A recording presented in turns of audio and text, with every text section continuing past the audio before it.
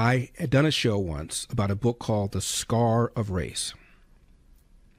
And the book was about negative things said about black people and how black people were more likely to agree with those negative things than whites.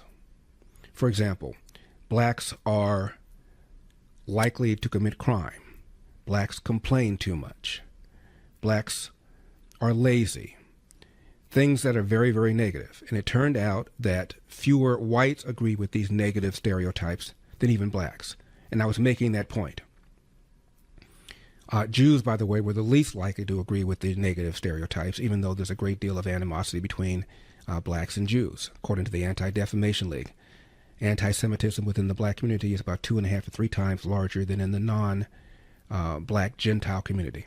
So that was the point that I was making. However, if you heard the recording, all the rest of what I said was left out. And it said, blacks are lazy. And you heard a click. Very amateurish editing. Blacks complain too much. You heard another click. So it was awfully put together.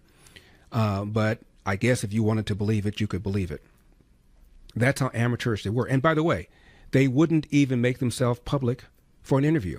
A couple of outlets began reaching out to them to talk to them about why they didn't like Larry Elder, and nobody would go on air. Nobody would go on the record. So here you have a group that might be 6 or 8 people, giving you the impression it was thousands. The leader of the group wouldn't even identify himself. We ultimately found out who he was, but he wouldn't even give an interview. And yet they were able to convince all these advertisers to stop advertising on my show. A couple of advertisers were so offended by this, not only did they not leave the show, they even purchased more airtime. So finally, because of David Horowitz's efforts, and my ratings grew even bigger and bigger, ultimately this boycott failed and these guys went away.